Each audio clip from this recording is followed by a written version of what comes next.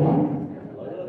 For those who don't know me, I'm Carson. I am currently the president, aka CyberPresentation, of Tesla, Florida, the state club. We do events all over the state from Jacksonville, Orlando, Cape Canaveral, Miami, all the way down to the Keys. So if you want to travel a little bit further for a Tesla event, come follow our channels and come out to our events. I've been the president of the club for just 6 months. I just took over, but I've also worked for Tesla Club New York State, organizing events up there. For the past 3 years, I've been helping people get financing for electric vehicles at 10 and EV Finance. And before that, for 4 years, I helped Lyft drivers get electric vehicles. And I also worked for Tesla myself. I was laid off not once, but twice. And the reason I'm here today is because I've been living in my Tesla for almost 10 years now. I figure, I was tired of crappy cars, crappy apartments, living with crappy people, so I figured, why not get an awesome car, awesome place to live, with an awesome person, myself. And if you're gonna live in a car, why not do it with some style? So, who here has slept in a Tesla before? Raise your hands. All right. 2+ nights. If you slept in your Tesla, 2+ nights. 5+ nights. 10+ nights. 30+ nights. All right. Got a camper back there. Nice. I have slept in it for over 3,000+ nights. This isn't just part-time for me, a few days here and there. Every single night, I go to bed in the Tesla. Every single night. That's my home. I did in Long Island for 3.5 years. So 3 brutal winters, the Tesla gave me warmth. I did over in Orlando for 1.5 years. And Manhattan and New Jersey for 1.5 years.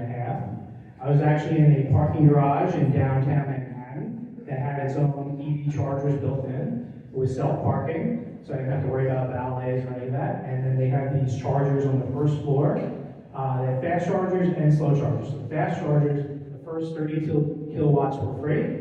So every morning I would wake up, I would park on the 3rd or 4th floor usually, wake up in the morning, drive down, pull into the fast chargers, and get the first 30 kilowatts for free, and then drive back up to the 3rd or 4th floor, and that would be enough to sustain me for camper mode for the following night. I worked in an office in Manhattan. It was just a 20-minute walk from that parking garage to my office in Manhattan. And now I've been in Cape Canaveral for the past 1.5 years. Coolest place on the planet that's helping us get off the planet. So people, of course, ask me, how do you live in a Tesla? What do you need? What is your bed? Where do you go to the bathroom? All that stuff. So the bed, first off, is the most comfortable bed I've ever slept in or out of a car. I personally have the Dream Case. It is made specifically for Teslas. They make the dimensions, configurations, fill in all the space when your seats are folded down. They even recently released a version of the bed for a 6-seater Model X. Even though your second row seats don't fold flat on a 6-seater, you can now get a bed to sleep in the back of your 6-seater Model X. I personally have the 5-seater Model X, in which the second row goes fold flat, and I can fit a month's worth of clothes in the trunk, and underneath that, where the 3rd row would have been, I can fit a spare tire perfectly underneath my bed with no hump. Camper mode. So camper mode is a big help. I've actually been sitting in my Tesla before camper mode was even out. So people forget that camper mode came as a software update. And for people who aren't familiar with camper mode, what it does, it keeps your climate control on. For my Tesla, I can keep my air conditioning on for 3 days straight, and the heat on for probably about 2.5 days straight.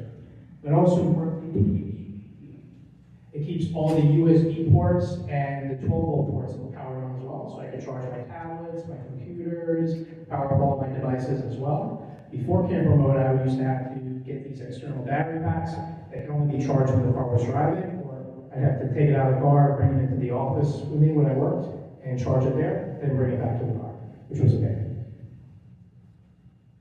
Storage. So plenty of storage inside the Tesla. I utilize every nook and cranny to keep the stuff that I need. Like I said, I keep a month's worth of clothes in my trunk. I keep a spare tire back there. The front, I have a whole bunch of tools and accessories that I may need for emergency. I don't keep any super valuables in the front because remember, technically anybody can access the front through the emergency release hook, so don't keep any super valuables in there. In my front passenger seat, I keep some pantries and perishables, and on the center console between my first and second row, I got a nice refrigerator / cooler that's electrically powered. And then whatever I don't, or whatever I can't fit inside my Tesla, I have a storage unit in Orlando. So I keep some backup stuff in there, emergency supplies, and if I need to switch stuff out in and out of the car, I go to Orlando, keep it nice and inland, away from the coast, so I don't have to worry about hurricanes. And parking. So where do I park my Tesla? So charging stations, campsites, and my favorite is the hotels and resorts. A lot of hotels and resorts have free chargers, and some of them happen to leave the gates and entrances wide open for their pools and hot tubs, so you can walk right in and live like a cyber king. And instead of staying the night in the hotel, after I'm done partying, I just head to the parking lot and go to sleep right there. Come see me if you want to know what hotels and resorts I think. Don't keep it on the down low, don't wrap me up. Connectivity, so how do I get internet? So for T-Mobile, I'm grandfathered to a plan that has infinite hotspots, so unlimited data that I share from a second Android device. And then for backup, I have a Starlink Mini. And interesting, for those who have the Model X, the Starlink Mini snaps in perfectly into the ceiling glass in the back. No special mount required, don't have to deal with any of those suction cups or adhesives or anything like that. It'll snap in perfectly into your ceiling glass right there. And it's in the perfect position. It's facing the sky. And then you just plug that into a battery pack in the back there. As you're driving, your Starlink will have full connectivity. I actually worked an entire month remotely inside of Yellowstone 2 years ago, where probably no cell connection has ever reached. And then I did an entire month in Acadia National Park in Maine just last year.